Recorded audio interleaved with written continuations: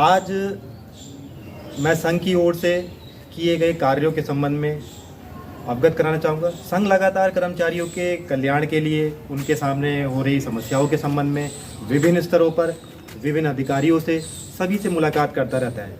पर अभी हाल फिलहाल में ही जून के माह में 8 तारीख को हम लोग मिले थे हमारे एमडी साहब से, जो उपनल के एमडी साहब हैं, और साथ ही साथ हम सचिव वित्त साहब से भी मिले थे, श्री जावलकर जी से। तो वहाँ उनके आगे हमने कुछ बिंदुओं को रखा कि अगर इन छोटे छोटे मुद्दों पर अगर कुछ कार्रवाई हो जाए तो कर्मचारियों को बहुत राहत मिलेगी। जैसे कि एक बड़ा मुद्दा था कि कर्मचारियों की सैलरी किस तारीख को वेरीफाई करी जाए। 1 तारीख, कहीं 30 तारीख, इस तारीखों में सैलरियाँ वेरीफाई करी जाती थी विभिन्न कार्यालयों द्वारा। ऐसी स्थिति में होता ये था कि सैलरी मिलने का जो समय था वो बहुत ज़्यादा बढ़ जाता था और 15 तारीख 20 तारीख तक वो पहुंच जाता। कई जगह तो 2-2 महीने 4-4 महीने होते।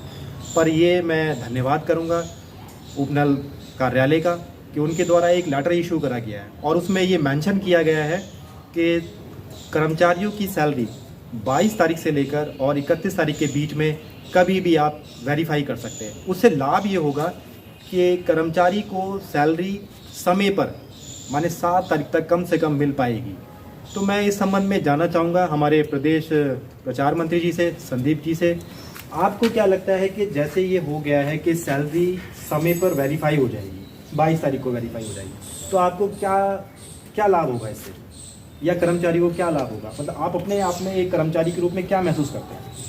सर बहुत अच्छा होगा कि हमें समय पे सैलरी मिल जाएगी जी। और जैसे कि हमें यहाँ पे जैसे किराए वगैरह देना होता है तो वो हमें समय पे दे देंगे, या फिर हमारी जो जैसे कुछ अन्य खर्चे हैं वो समय पे। मुझे लगता है संदीप जी का कहने का स्पष्ट अर्थ ये है कि अभी तक एक लाइन ड्रॉ नहीं करी गई थी कि सैलरी किस दिन वेरीफाई की जाए। जी। और वो अब समय से हो जाएगी, 22 तारीख को हो जाएगी। एक बाध्यता आ गई है कि 22 तारीख को सैलरी वेरीफाई हो जाए, जिससे कि अधिकारियों को भी इसमें कोई ऑब्जेक्शन नहीं होगा, कोई परेशानी नहीं होगी, कोई अड़चन नहीं आएगी कि वो सैलरी समय से वेरीफाई कर देंगे और कर्मचारी को समय पे मिल पाएगी। साथ ही साथ एक चीज़ और हुई है, क्योंकि हमने अपने उन मांग पत्र के बिंदुओं में ये डाला था कि प्रोत्साहन भत्ता तो बढ़ गया है, मगर उस प्रोत्साहन भत्ते को सैलरी स्लिप में भी मेंशन करके प्रिंट किया जाए। आसान शब्दों में बता रहा हूँ मैं, जिससे फ़ायदा होगा ये कि जब भी कहीं अपनी सैलरी स्लिप दिखाए, अब हम सब लोगों की स्थिति या उम्र वही हो चुकी है कि कहीं हमें लोन की आवश्यकता पड़ती है, कहीं हमें अपना इंश्योरेंस कराना पड़ता है विभिन्न जगहों पे, तो वहाँ सैलरी में बहुत कम सैलरी लिख कर आती थी। हाँ, कम तो आज के टाइम में आपके पास शायद वो प्रिंट भी होगा, वो दिखा सकते हैं लोगों को कि अब ये प्रिंट में मैं मेंशन करना चाहूँगा कि ये एक कंप्यूटर ऑपरेटर की जो सैलरी है वो ग्रॉस में 20,000 समथिंग लिख कर आ रही है, जिससे कि अब कर्मचारियों को फ़ायदा होगा।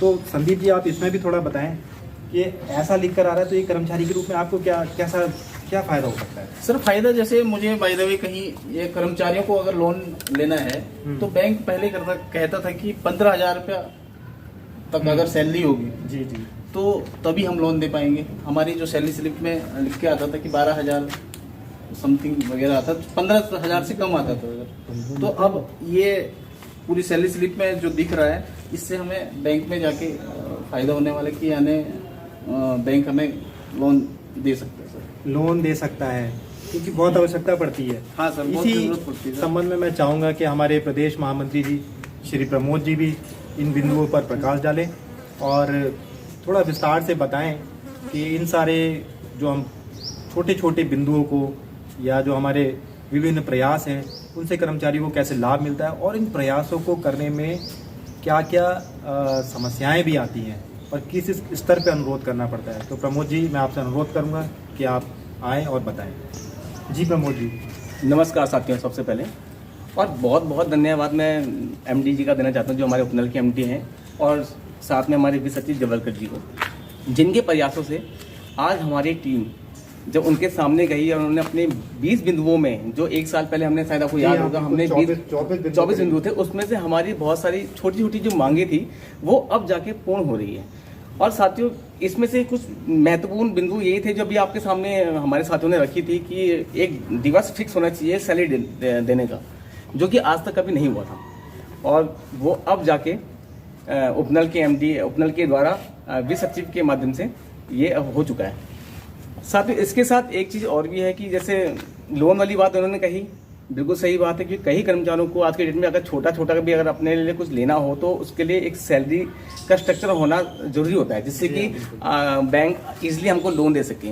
आज हमारे सैलरी स्लिप में वो सारी कटौतियाँ जो हैं वो सब चीज़ ढंग से क्लियर से इंगित है, जिसकी वजह से हमको ईजिली ही लोन मिल सकता है और हमारे कर्मचारी इसके लिए फ़ायदा उठा सकते हैं। साथियों, मैं धन्यवाद अपनी टीम से लेके अपने संगठन का दूंगा कि जिन्होंने अपने समय समय पे अपना बहुमूल्य समय देकर हमारे शासन प्रशासन हो, चाहे मंत्री हो, चाहे कोई भी हो, उनके साथ मिलकर अपनी बातों को, अपने बिंदुओं को समय समय पर रखा है, जिसकी वजह से आज हमारी कुछ बिंदुएं, कुछ मांगे समय पर पूर्ण हुई है।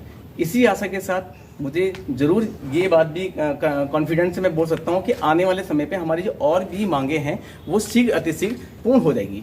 तो साथियों, क्यों नहीं आप लोग भी हमारा साथ देखिए, इस यज्ञ में शामिल होकर इस चीज को आगे बढ़ना चाहिए। और बिल्कुल ये लड़ाई सिर्फ हमारी और सिर्फ इनकी नहीं है, ये सभी लोगों की है।